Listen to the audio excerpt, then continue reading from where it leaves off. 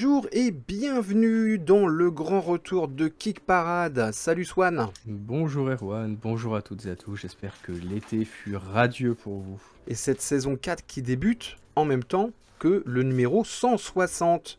Voilà. Oh, ouais, parfait. Donc j'espère que vous allez nous accompagner lors de cette saison 4 comme vous l'avez fait lors de cette saison 3, que vous allez être aussi actifs dans les commentaires. Et merci encore de nous suivre. On va recommencer les bonnes habitudes. On va commencer par la 10e place de ce classement avec Zombie Horde sur GameFound, qui n'est pas tout à fait une nouveauté puisque le jeu avait été lancé il y a quelques mois et ça s'était royalement planté. Donc voilà, ils relancent le jeu. Donc là, ils ont plus de succès, ils sont déjà à 1464 contributeurs, 180 000 € et il reste une petite semaine. Alors moi j'ai un jeu de cet éditeur qui est Neomorphosis, j'avais fait d'ailleurs un unboxing sur la chaîne, donc je peux un peu comparer. Très beau matériel, le jeu est beaucoup trop simple, voilà, pour Neomorphosis. Ouais. Alors je sais pas s'il y aura les mêmes défauts que dans ce Zombie Horde, qui est à la fois un jeu de gestion d'abri, parce que c'est là, évidemment, comme vous l'aurez deviné, c'est l'apocalypse zombie. Donc il va falloir gérer votre abri, la bouffe, l'améliorer, et vous allez devoir sortir à l'extérieur pour aller chercher des ressources, ou voilà, il y a certainement des missions avec des objectifs spéciaux, et c'est là où intervient un peu le côté zombicide, hein. Avec des zombies, tous plus exotiques les uns que les autres, mais surtout avec cette petite idée que des fois les zombies se regroupent en hordes, d'où le nom, avec ce petit côté un petit peu comme dans le film World War Z, où ils arrivent une espèce de paquet, où ils peuvent monter sur les murs, sur les buildings. D'ailleurs, il y a des décors dans le jeu, hein, il y a des bâtiments qui peuvent aller jusqu'à 2 niveaux. Donc voilà, il y aura un peu 2 jeux en un, une espèce de jeu de gestion de survie et un jeu d'action. Ouais, c'est Dead of Winter qui rencontre Zombicide. C'est un peu ça, ouais. En quelque sorte. C'est un peu ça. Donc j'espère que la difficulté sera un peu plus marquée que dans Neomorphosis. Neomorphosis, j'ai pas encore fait toute la campagne, mais bon, je crois qu'on en est à la 6e mission et ça commence à être un petit peu tripant. Donc c'est au début on se disait mais c'est pas possible, on fait mal les choses, on n'a pas bien lu les règles, c'est pas possible, c'est trop facile. Et en fait non, c'est que le jeu est trop facile. Voilà. Donc j'espère que ce sera pas la même chose. Il y a une VF, comme dans Neomorphosis, la traduction de Neomorphosis était très bien. Bah, c'était assuré par Légion Distribution, donc qui ont l'habitude de distribuer beaucoup de jeux américains, notamment de figurines. Donc ils avaient bien assuré la traduction. Donc je ne sais pas si c'est eux qui vont faire la traduction de ce Zombie Horde. En tout cas, il semble qu'ils aient des contacts avec eux, donc il y a de bonnes chances que la traduction française soit bien. Donc, voilà. Après, sur le... Bon, là, on sait qu'on arrive de toute façon, l'été n'est pas encore complètement fini, donc on va être surtout sur, on va dire, des jeux avec un budget un peu plus modeste, hein. Les gros mastodontes, on sait qu'ils arrivent plus fin septembre, début octobre. Mais c'est vrai que là, typiquement, on est sur un jeu où... Sur certains aspects, pas sur tous, je trouve que notamment les plateaux, les bâtiments, ça marche plutôt bien.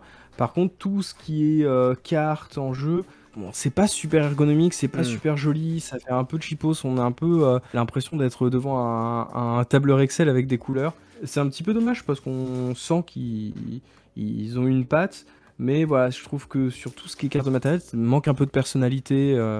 Et ça nuit, je trouve, un petit peu à l'ambiance générale. Et puis il y a ce côté qui est très très sombre, qui il faut voir effectivement, est-ce qu'une fois sur table, est-ce que c'est pas trop sombre? Alors après, on sait que l'univers des zombies, voilà, mais je pense que finalement le plateau pouvait avoir on va dire cette nature-là, ce ton-là, mais j'ai peur que sur tout ce qui est matériel de joueur, ça devienne un peu illisible à la longue. On verra comment ils vont se démarquer aussi des énièmes jeux de zombies. Alors ensuite, 9e position, toujours sur GameFound, c'est Lords of Heaven. Il en est à 131 000 €, 1642 contributeurs. Donc là, rien à voir. 2 salles, 2 ambiances. Lords of Heaven, on est à Jérusalem, au temps des croisades, hein. Et donc, c'est un jeu de stratégie principalement guerrière, mais il y a aussi un petit côté civilisation où vous allez construire des bâtiments, gérer des ressources, et donc voilà, donc vous avez les croisés, vous avez les byzantins, qu'est-ce que vous avez d'autre? Les Seljuk, mais après je sais pas si c'est les traductions en français, et les califats. Je trouve ça très joli. Après j'ai pas vérifié pour le côté IA, mais je ne pense pas, parce que je vais te dire pourquoi je pense pas, c'est que j'y retrouve la patte d'un jeu que l'auteur a déjà fait. Donc je pense qu'ils ils ont repris le même article qui est Pangea, qui date de quelques années, que j'aime beaucoup, j'y joue pas assez d'ailleurs, qui était une espèce de course à la survie dans la Terre préhistorique, où tu incarnes des animaux préhistoriques et il va y avoir un cataclysme en fin de partie et il faut migrer et évoluer pour être parmi les races d'animaux qui vont survivre après le cataclysme, après l'extinction de masse. Et je trouve ce jeu très réussi et notamment le graphisme, et je reconnais la patte. Alors j'ai pas vérifié si c'était exactement le même illustrateur, mais en tout cas c'est un petit peu le même trip. Je trouve que le matériel est assez simple. De ce que je vois, c'est du token, du cube, mais je trouve qu'il y a une certaine élégance dans la direction artistique qui met tout de suite dans l'ambiance de l'époque et de l'endroit, on va dire. Et effectivement, cette espèce de petite composante, un peu gestion de territoire avec des accords à passer, de non-agression, je trouve qu'on est finalement un peu plus proche de l'histoire, hein, même si malheureusement on sait que cette période-là ça a été principalement un massacre et des pillages, mais il y a eu de temps en temps des accords qui se sont faits pour faire face à un ennemi qui était plus puissant, donc d'avoir inclus ça même de manière un petit peu minime, je trouve que ça embrasse bien la thématique. Voilà, des croisades du XIIe siècle, donc je sais plus à la combienième on était à ce moment-là. Ouais, c'est plutôt intéressant comme traitement de l'histoire, et finalement on s'aperçoit que de mémoire, il n'y a pas beaucoup de jeux de plateau qu'on cette période historique-là, ou alors c'est englobé dans quelque chose de plus général, mais vraiment faire un focus sur cette région-là, à cette époque-là, ça paraît évident, mais finalement, il n'y en a pas tant que ça qui ont exploité ce filon. Ouais, carrément. Non, carrément. Non, je trouve que ça donne plutôt envie dans son style, ouais. Et vous avez un Tabletop Simulator, hein. Voilà, pour les plus courageux d'entre vous. Place suivante, allez, on est en 8e position, si je ne m'abuse. Ça s'appelle Rival Restaurant Sparks Out. Donc c'est une réimpression de Rival Restaurants. Donc c'est un jeu qui date de 2019, dans lequel vous allez évidemment faire une espèce de guerre des restaurants, hein, entre chefs, à celui qui fera les meilleurs plats, les plus cotés, qui auront le plus de clients. Et donc là, on a une extension qui s'appelle Sparks Out, bon, qui rajoute des chefs, hein, tout simplement. 5 nouveaux restaurants, 5 nouveaux chefs, des nouvelles recettes.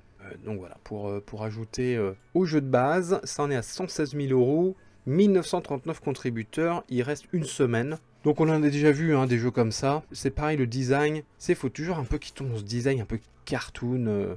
Bon, c'est rigolo, mais c'est pas mauvais, hein, mais c'est quand même un peu usé jusqu'à la corde, ce genre de style, je trouve. Ouais.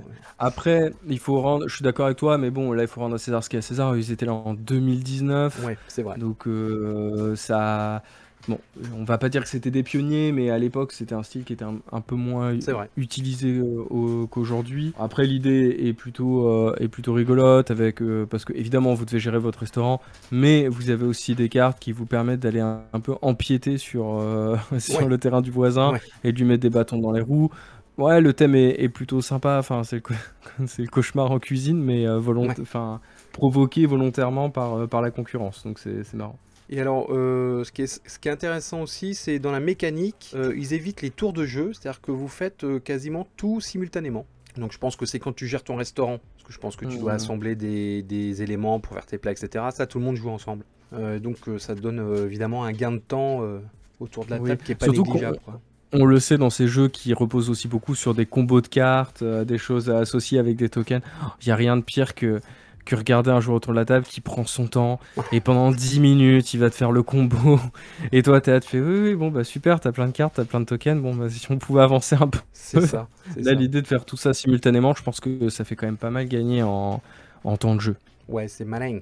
Allez, 7e place, No Escapes Dead Man's Tale. 184 000 €, 1940 contributeurs, il disparaît la semaine prochaine. Alors là, c'est pas du jeu de plateau, c'est du jeu d'enquête. Donc tout se passe dans un mystérieux grimoire, hein, du nom de Dead Man's Tale, qui est une inspiration des nouvelles de Lovecraft. Apparemment, c'est ce qui est marqué dans la petite présentation du début. Et rappelle-toi, ce sont les mêmes qui avaient fait Body of Evidence. Tu sais, ce jeu où tu pouvais faire une autopsie d'un cadavre en carton. Mhm. Voilà, et on se demandait comment ça pouvait marcher, etc. Donc là, c'est les mêmes. C'est les mêmes. Alors là, c'est Ouais. un peu plus classique, hein. Enfin, classique. Ouais, T'as beaucoup d'éléments dedans, de trucs hyper malins, mais c'est pas aussi quand même osé que de faire une autopsie d'un token, quoi, quelque part. On est plus dans du jeu d'enquête traditionnel où effectivement, t'auras des petits éléments à raccorder dans la boîte, certainement des petits trucs en pop-up aussi. Hein, j'ai vu ça dans la présentation vidéo. Toujours beaucoup de choses assez soignées au niveau matériel, hein. après, voilà, toujours se poser. Enfin, faut savoir que c'est le genre de jeu qui se fait en one shot. Voilà, C'est ça. vous le faites et une fois que vous avez la résolution, bon, souvent. Bon, après, ceci, vous pouvez le transmettre à des amis. C'est C'est ça. des jeux qui se partagent. Alors, effectivement, tu citais la citation Lovecraft parce que c'est ce qu'ils mettent vraiment en avant. Après, Dead Mind Tales, ça fait aussi beaucoup penser à tout ce qui est mythologie un peu corsaire. Et Oui. on le voit hein, dans les quelques éléments qu'ils fournissent derrière, que c'est du Lovecraft, mais un peu dans le monde des pirates. Voilà, donc il y a moyen de trouver des trucs intéressants. Et peut-être l'originalité viendra de là, parce que bon, comme on le dit souvent, bon, Lovecraft, on aime tous les deux énormément, mais bon, un peu éculé jusqu'à la moelle. Donc là, l'idée de mélanger un peu deux univers différents, pourquoi pas, ça peut mettre un petit vent nouveau là-dedans. Allez, on passe au 6, c'est Shuffle Dungeons. Ah, un dungeon crawler. Alors là, c'est un dungeon crawler tout simple, à l'économie, hein, puisque le jeu il coûte que 27 balles. Donc c'est de la tuile assez fine, hein. Bon, après, je sais pas si c'est le proto ou ça sera le... Mais à mon avis, c'est un peu ça. C'est un peu l'idée, c'est des cartes en fait. C'est pas vraiment des tuiles. Ouais. Que tu vas assembler. Tu mets un boss au milieu et après tu assembles le donjon aléatoirement. Alors ce qui est rigolo, c'est que c'est un peu des pièces neutres, donc ton donjon sera différent à chaque fois. Et puis bah, dedans, il y aura des surprises, hein, des monstres, des trésors, des pièges. Donc c'est vraiment du dungeon crawler basique pour pas se prendre la tête. Voilà. Le dungeon crawler est vraiment un spectre énorme dans ce style, hein. Il y a vraiment des jeux tout simples et des jeux avec des montagnes de boîtes. C'est marrant, hein. C'est un genre qui a vraiment une grande amplitude au niveau des Oui, des façons de propositions l'aborder. ludiques. Ouais. Ouais. Donc là, Après, c'est la version simple. c'est ça. En même temps, c'est vrai que quand on y réfléchit bien, c'est vraiment le concept de base du dungeon crawler, c'est du porte-monstre trésor. Après, cette Ah ouais. déclinaison, c'est à chacun de choisir la complexité que tu décides d'y apporter.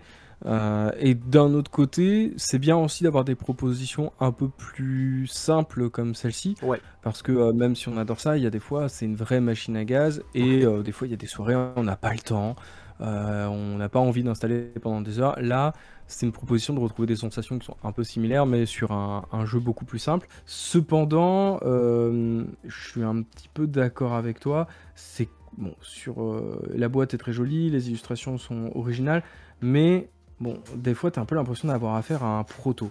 Et on verra un peu plus haut dans la liste qu'en termes de dungeon crawler et d'exploration, toujours basé sur des cartes, il y a d'autres choses qui peuvent se proposer qui, à mon sens, sont un peu plus intéressantes que cette proposition-là.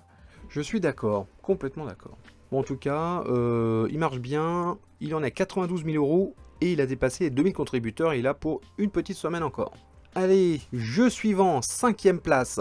5e place, c'est Bloodstones, Dwarves and Djinn.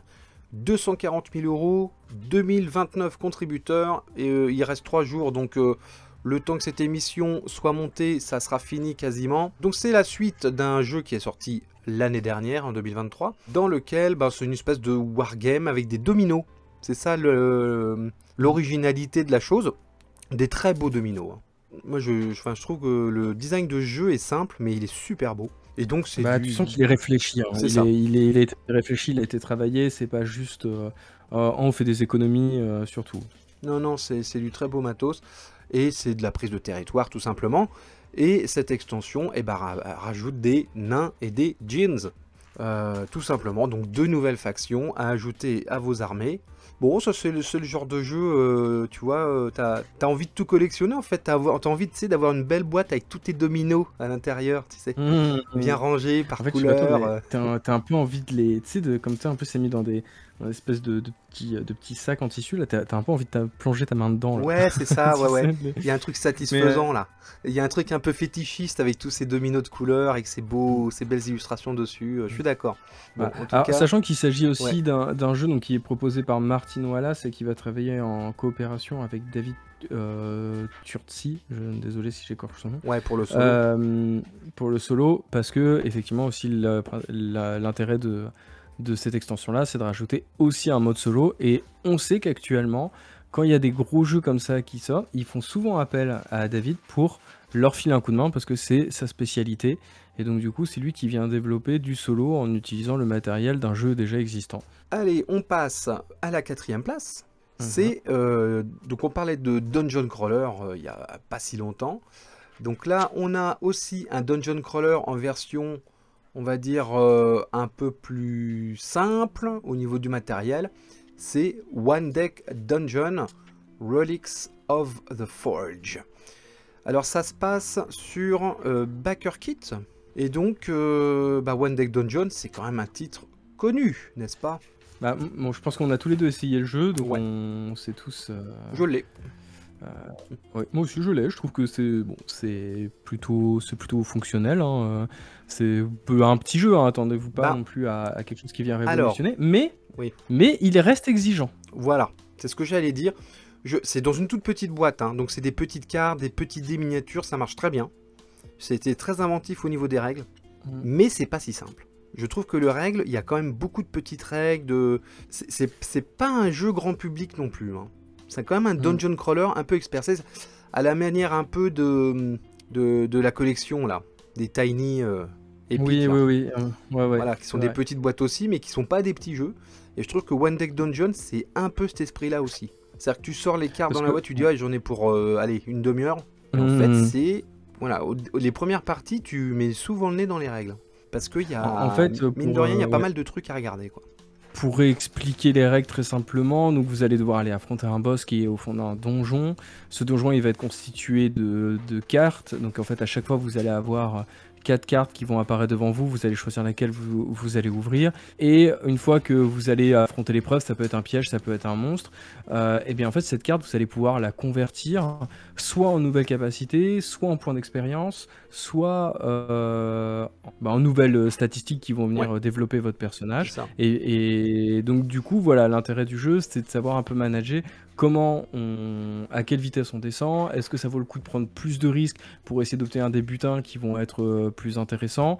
Et après tout ça, tous les combats vont se faire aussi avec un système de management de dés. Donc en fonction des statistiques de vos personnages, vous allez jeter un nombre défini de dés. De différentes couleurs selon les caractéristiques.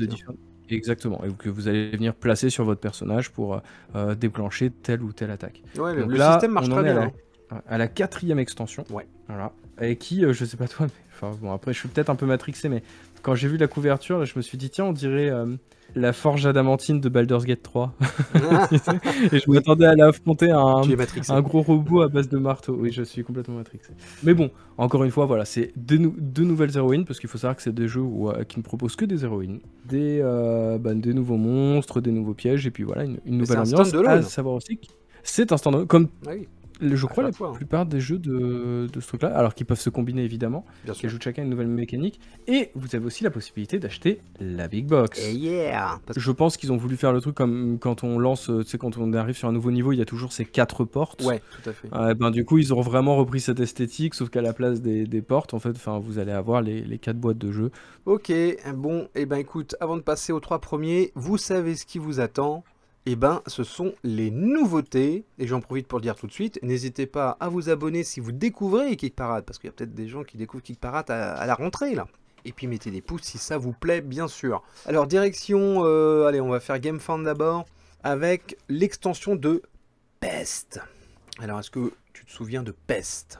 Oui, tout à fait, on en avait parlé il n'y a pas si longtemps que ça. Hein. D'ailleurs, l'extension ne sort pas avec énormément de décalage, je crois qu'on est à moins d'1 an. Il me semble, ouais, à peu près. Donc Pest, vous êtes dans une espèce de royaume, vous allez parcourir le royaume pour essayer d'endiguer une peste, tout en essayant de vous faire bien voir auprès de l'Empire. Assez gros jeu, mécanique assez originale. Et donc là, il propose une extension qui s'appelle Guilds of Thokaya. Donc en fait, c'est deux gros modules qu'on peut rajouter. Donc vous avez la fameuse guilde qui est qui a un plateau politique à part, un peu à l'image dans Terraforming Mars, tu sais, tu as l'extension Turmoil, où tu as une assemblée, où tu peux avoir de l'influence, ça te donne des bonus. Donc là c'est pareil, c'est une espèce de guilde où tu peux envoyer des meeples, des gens de ta faction, et recevoir des bonus. Donc c'est vraiment un gros module à part, hein. C'est peut-être quasiment un jeu dans le jeu, qui influence évidemment sur le jeu de base. Et vous avez un deuxième module, donc je pense que les deux peuvent se combiner, hein, ou être à part, je sais ce que j'imagine, qui est une espèce de mode où tu as des clusters de peste et dans lequel la peste évolue. Voilà, donc tu as des mutations. Voilà, c'est ça, c'est le mot que je cherchais, des mutations de la maladie. Donc voilà, donc je trouve que c'est une belle évolution du jeu. Je trouve que ça fait pas extension juste pour faire une extension, parce qu'on creuse un peu plus le lore, hein, je trouve, l'univers du jeu, avec cette guilde un peu mystérieuse, toi qui creuse l'univers. Et on creuse aussi le concept de la maladie, qui n'est plus tout d'un coup qui n'est plus seulement juste une maladie mortelle avec laquelle il faut jouer. Là, il peut y avoir d'évolution, il peut y avoir des clusters tout d'un coup sur le plateau. Donc je trouve que il pousse il densifie en fait l'univers du jeu, la mécanique. Et je trouve que c'était pas mal quand même. Et il commence plutôt bien, il est quasiment à 1000 contributeurs, là, il reste 20 jours. Hein.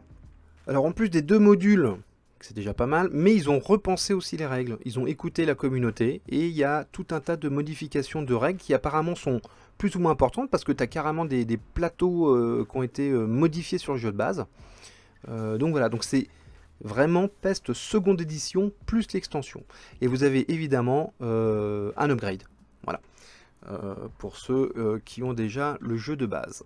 Alors, toujours sur GameFound, on a parlé de Jérusalem, des croisades, on va parler maintenant de l'Égypte, évidemment, grande thématique du jeu de plateau, hein, l'Égypte des pharaons, avec Sneferu Builders of the Pyramids. Donc, un jeu dans lequel, je te le donne en mille, tu vas construire des pyramides pour le pharaon Sneferu, qui, à lui seul, a eu 3 pyramides. Ah ah! C'est le pharaon qui a eu le plus de pyramides dédiées. Et donc voilà, donc c'est jeu complètement de gestion, c'est jeu d'architecte, quoi. Gestion de ressources, va falloir que tu prennes tes petits bateaux, que tu remontes le Nil avec tout ton matos, tu vas pouvoir engager des spécialistes qui vont te faciliter la tâche, et il va falloir construire ta pyramide, qui est sur un plateau à part, hein. Il y a un plateau pour gérer les ressources sur le territoire, et il y a un plateau avec des petites pyramides où tu vas mettre les petites tuiles à l'intérieur, parce que le plateau de la pyramide étant apparemment en double couche, avec une esthétique que nous connaissons bien, puisqu'il s'agit de Miko. Je reconnais qu'il s'arrache déjà les cheveux. Bah oui, il y en a qui n'aiment pas.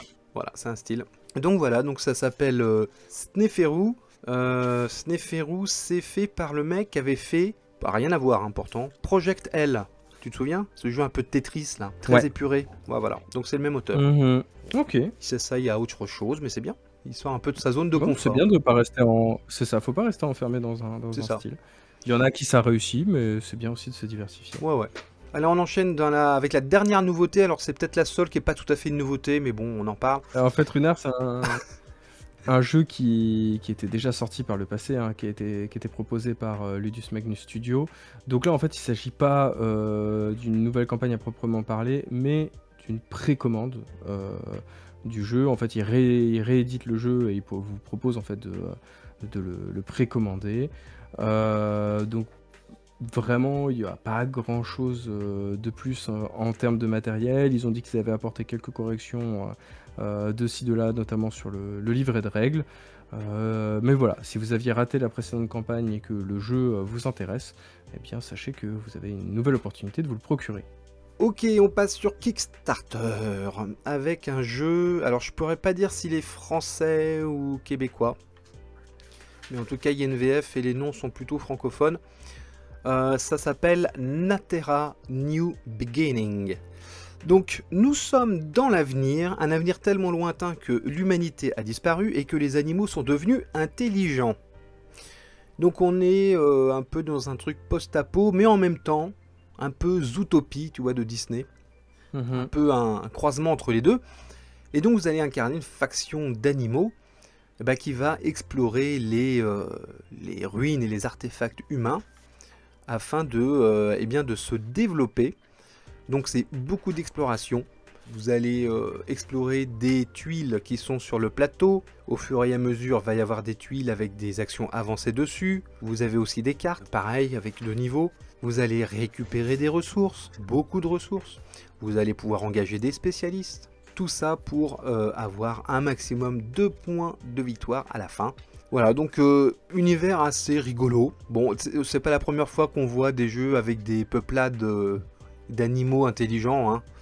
Il y en a même pas mal, il y en a même un d'ailleurs dans le classement plus haut. Mais en tout cas, je trouve que le côté un peu mélange justement animaux intelligents et disparition de l'humanité, je trouve ça pas mal. Il y avait un petit peu ça dans After Us, le jeu avec les singes là. C'est vrai, oui, totalement. Là c'est poussé encore plus loin parce que là c'est vraiment les animaux, voilà, je vous dis c'est Zootopie. Hein. Il en est à 38 000 €, 530 contributeurs, il a pendant quasiment un mois. Hein. Donc je sais pas si on en reparlera, mais en tout cas vous avez le temps de vraiment de regarder de près. Qu'est-ce que je peux vous dire d'autre? Je crois, il me semble, si je ne dis pas de bêtises, qu'il y a, oui, il y a un Tabletop Simulator. Il y a aussi une version coop pour 2 joueurs. Et c'est un premier jeu, voilà, j'ai oublié de le dire. C'est voilà, une nouvelle aventure donc pour les auteurs et pour l'éditeur. Donc allez faire un tour pour regarder Natera. Allez, on finit les nouveautés avec... ça va être encore des animaux, donc c'est la mode. Winter Rabbit, donc toujours sur Kickstarter. Et ça, c'est toi qui veux nous en parler. Ouais, alors...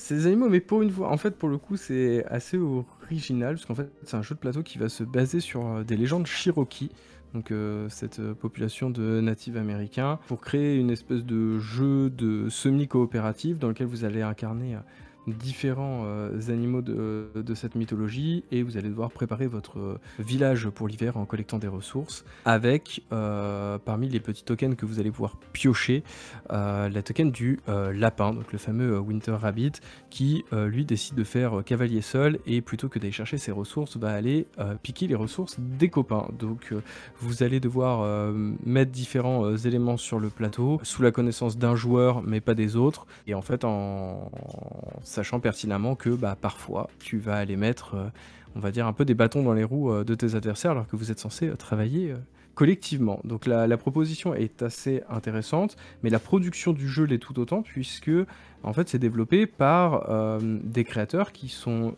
eux-mêmes d'origine Cherokee, qui parlent couramment la langue, et la plupart en fait des cartes et des histoires qui sont racontées dans le jeu sont en fait des retranscriptions des légendes de leur culture. Alors ils ont reçu aussi quelques aides d'historiens spécialisés dans le domaine, donc voilà, même si sur le papier le jeu n'est pas des plus originales, en tout cas sa conception et la manière qu'il utilise le médium pour tenter de faire perdurer une certaine culture, je la trouve assez intéressante. On revient aux 3 premiers de Kick Parade avec en 3e position, ça vient d'arriver, Barrage The Legendary Box.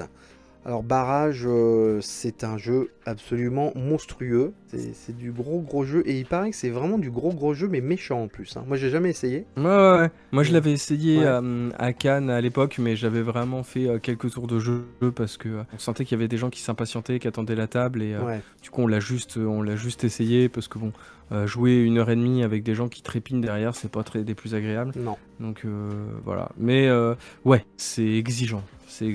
Après, il faut être... la thématique est super bien exploitée, c'est vraiment du jeu prise de tête, mais à titre personnel, n'étant pas très emballé par la thématique du jeu, c'était pas... Je reconnais volontiers toutes les qualités que les gens ont maintes et maintes fois évoquées sur le jeu. Moi, ça m'a un peu fait chier, mais Parce qu'en fait, c'est quoi? Tu gères... c'est de la gestion de flotte, en fait, c'est ça? Ouais, c'est ça. En fait, tu dois concevoir ton barrage, la convertir en électricité, interagir sur plusieurs domaines. Donc il y a cet énorme plateau central, et en fait voilà, après c'est de l'optimisation parce que en fait il y a plusieurs manières de marquer des points, et donc du coup c'est à toi d'aller voir sur quel terrain tu veux aller, tout en surveillant les actions de ton adversaire. Enfin voilà, c'est vraiment du gros jeu de stratégie, voilà. Mais autour effectivement d'une thématique plutôt originale. Bon, alors là, ils vendent surtout, c'est le prétexte pour vendre la Big Box, parce qu'il y a déjà eu Ouais. 2 grosses extensions à ce jeu. Donc là, Ouais. il y a un petit module en plus avec 2 nouvelles compagnies, hein, les Japonais et les Brésiliens, c'est ça.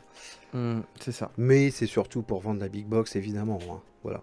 Après, pour le coup, c'est typiquement le genre de jeu pour lequel une big box, Ah oui. quand on a les 2 extensions, ça commence à devenir un peu oui. essentiel. Ouais, Parce ouais, que carrément. déjà que c'est compliqué d'installer le jeu, mais alors si en plus faut switcher à chaque fois entre 20 boîtes, entre 20 livrets de règles, typiquement, je trouve que là, c'est bienvenu. C'est là où je regrette de ne pas avoir pris la Big Box de The Witcher.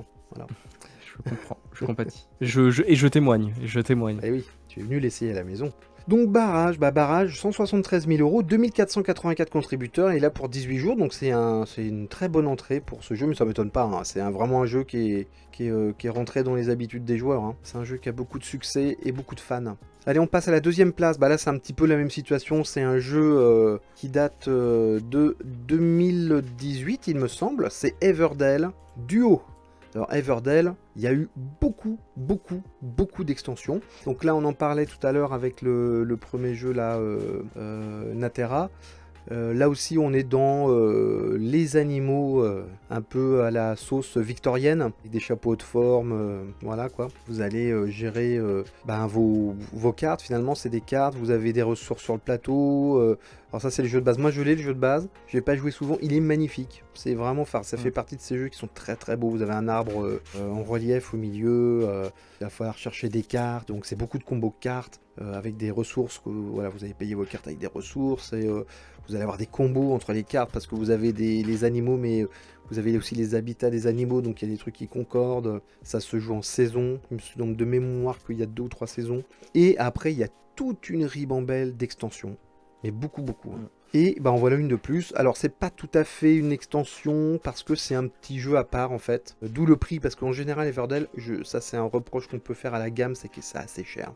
Même les extensions sont assez chères. Même si, là, pour le coup, sur la campagne, Voilà. ils proposent toute la collection à prix bradé. Voilà, faut quand même préciser, des fois c'est à moins 50%. Ouais. Bon, en même temps, ça a été rentabilisé, hein, ça va. Hein. Oui, mais il y a des jeux qui sont rentabilisés qui feront jamais cet effort. C'est vrai, on peut le dire. Et tu as du peluche.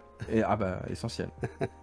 En plus, la direction artistique du jeu est vraiment très belle. Et donc là, ce Everdell Duo, comme vous l'aurez deviné, c'est fait pour 2 joueurs. Donc soit vous pouvez être ultra compétitif, donc c'est un duel, soit vous pouvez faire du coop avec une campagne de 15 mission, on peut dire. Voilà, donc ça c'est deuxième, ça m'étonne pas parce que c'est vraiment un titre très porteur. Everdell, il y a beaucoup de fans. 214 000 euros, 5121 contributeurs, il est là encore une petite quinzaine de jours. Je sais qu'ils ont fait une version aussi pour les kids. Je sais plus comment ça s'appelle, mais je sais pas si c'est sorti parce que je sais pas si c'est déjà sorti. Il me semble que je l'ai vu dans les reportages du Gen Con là, de cet été. Donc je sais pas, ouais, bon voilà, bon c'est un futur truc à venir. Donc Everdell ça va continuer. Hein. L'autre intérêt de cette campagne, c'est qu'ils proposent aussi toutes les cartes du jeu, mais sous un format tarot, avec la possibilité de mieux profiter de l'illustration. Et puis comme plus le jeu devient compliqué, plus en fait évidemment tu te retrouves avec des cartes avec beaucoup de texte, donc ça facilite aussi la lecture. Donc à voir comment c'est compatible sur le plateau, parce qu'il y a de mémoire, il fallait quand même poser pas mal d'éléments. Mais bon, ils montrent des photos et ça a l'air de fonctionner. Donc ok, ouais, mais c'est vrai que c'est un jeu très joli. Ouais. Et donc premier de ce premier Kick Parade de la saison, eh bien c'est un jeu qu'on a déjà vu. C'est encore, il y a beaucoup d'extensions hein, à cette rentrée là. C'est Leviathan Wilds Second Printing, donc Léviathan. Léviathan, c'est ce jeu, je ne sais pas si vous vous rappelez, dans lequel vous deviez monter sur des créatures gigantesques, dont des Léviathans, tout cela sur des livres à spirale. Un peu à l'image des jeux à campagne hein, d'aventure. Et donc vous avez un Léviathan sur chaque page. Et vous avez des espèces de héros qui vont grimper sur ces formidables créatures afin de leur enlever, il me semble, des gemmes hein, qui les rendent agressives. Il me semble que c'est ça le trip. Et donc voilà, donc c'est une extension, évidemment. Extension, donc avec plus de Léviathan. Il y a du coop. Alors je ne sais pas s'il y avait du coop sur la version de base. Si, il y avait bien de la coop sur la version de base. Là, c'est juste qu'ils proposent aussi tout un côté, ce qu'ils appellent un upgrade kit. Là, c'est intégré directement pour ceux qui prennent cette seconde édition. Par contre, il y a la possibilité pour les backers de la première heure de vous la procurer dans cette campagne.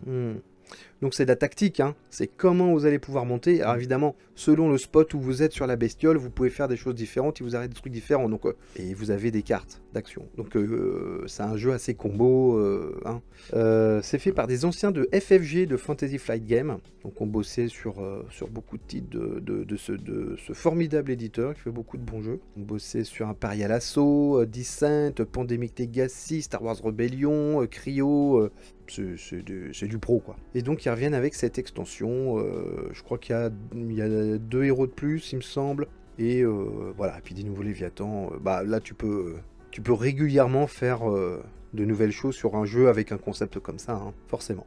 Ok, et bah écoutez, on a fait le tour pour ce Kick Parade de la rentrée, ce 160e Kick Parade. Écoute, Swan, j'espère qu'on va résister toute l'année, hein. Bah oui, il faut bien. En tout cas, on est content de vous retrouver après cet été Bah ouais, ça nous qui fut manquait. long. Merci pour votre patience. Mais on s'est plusieurs fois posé la question pour faire des émissions Ouais. de l'été, mais si c'était vraiment pour faire des émissions forcées, avec vraiment des projets qui... Alors, on est passé à côté de projets intéressants, Oui. mais c'était difficile de tenir un top 10. Voilà, donc C'est- ne nous en voulez pas. Et n'hésitez pas à commenter toutes ces campagnes. Allez, ciao, on vous retrouve la semaine prochaine.